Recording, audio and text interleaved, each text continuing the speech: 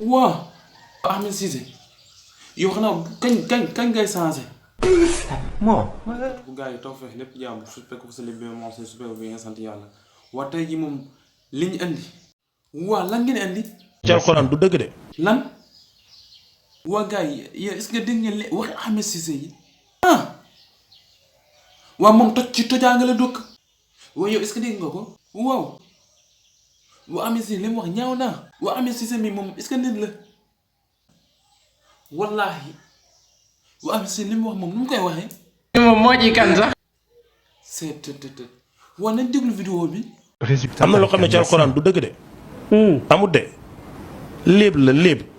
yàlla moo ko léeb rek. D'accord. mais c'est pas vrai.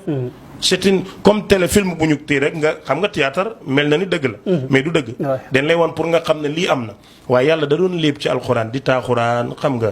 di zonger di filaale noonu pour ngeen xam mag gaayam loolu la ci jublu. D'accord. mais c'est pas vrai. waaye yow dégg nga vidéo bi waaw wala ñaaw na ci réew mi waa Sénégal ñun man réew lañ ne waa ñun fan lañ ne suñu baay suñu maam suñu papa waa tegal ñu vidéo bi nga xool dafa masoon waxoon ne réew mi da nga dem ba toll foo xam ne boo waxee ci diine yi kenn du wax dañu nekk ci TikTok bi di wax rek waaye soo waxee ci sa kilifa diine yi ñu génnee paaka ñi génne ay kuur ñi génne jaas yi ne dañ lay rey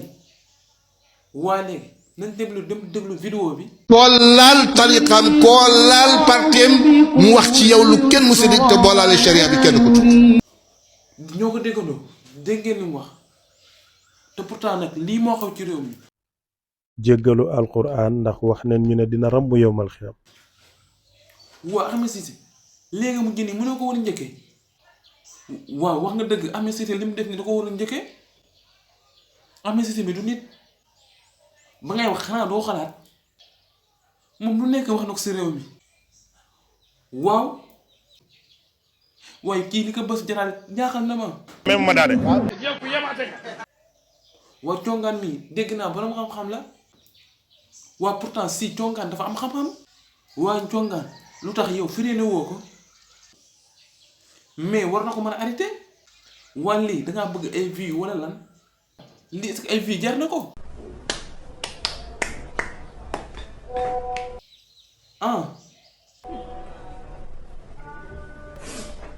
waa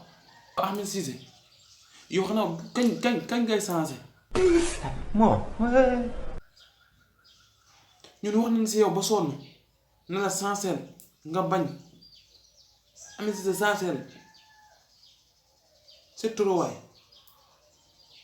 man mi bàyyi naa bul bàyyi waay waaw kon naa continuer wax rek continuer rek nekk ci parce que réew mi boo waxul rek dañ sànku daal réew mi kenn xamul lan la. yàlla sunu borom boobu mu jur polémique yu bari. waa ñaar nag moo ci am muy yàlla ak man. wax yi ma yëkkati muy kàddu yi jëmut ci way juri kenn jëmut ci askanu kenn jëmut ci jëmmi kenn ci jëmmi yàlla ju sell ju kawe ju màgg jooju la ak alquraanam muy kàddu yoo xam ne képp ku ragal yàlla te bëgg jàmm rafet looloo ko ma yëg ne lii ma def defuwul lii ma wax waxuwul ma sant yàlla ci tawfiix gi ma defal ba ma xam loolu ma jéggalu suma boroom tuubal ko réccu ko te fas éene ne du amati ba ma am yaqin ne yàlla jéggal na ma jéggalu alquran ndax wax nañ ñu ne dina rambu yowmal xiyam jéggalu yonentu sallallahu alayhi wa sallama ak képp koo xam ne bi nga déggee kàddu gi daf la naqari ngir jëmmi yàlla ak yonentu ñooñu maa ngi leen di jéggalu ndaxte yàlla moo wax ci hadisul qudsi mu ne su waree wàccee dogal dafay jël xel nëbbu dogal ba pare indi xel moo tax olof ne réccu wees na waaye di bàyyiloo xel nit ñi ne naam bala may développer dama bëgg ñu taxaw ci ne wax ji dafa ñaaw lu bon la réccu naa ko tuub naa ko loolu dama bëgg ñu insister ci dama bëgg ngeen bàyyi xel ne ñett ñu ngi ci nekk di aggravé benn bi mooy ki am ak Cheikh Ahmed problème personnel benn Cheikh Ahmed neexu ko ñaar wutee nag moom gis-gis ci politique ñetteel ba bokk nañu intérêt mu di ci wax lu ne waaye du ne alquran moo ko ñor aman naa moom sa géej naa ubbi kaamil aman naa boo tëjoon alquran di ko cuq mën nga ko cuq téeméeri yoon du am benn réponse waaye le fait que Cheikh Ahmed la yëg na ne insaaniya dab na ko rek mu dugg ci porox ndollu ci kooku maa ngi koy xamal ne jéggaluwuma ko te bum noppi te lu mën ci wax na ko wax lu mën ci def na ko def ndax du yàlla du yonant muy benn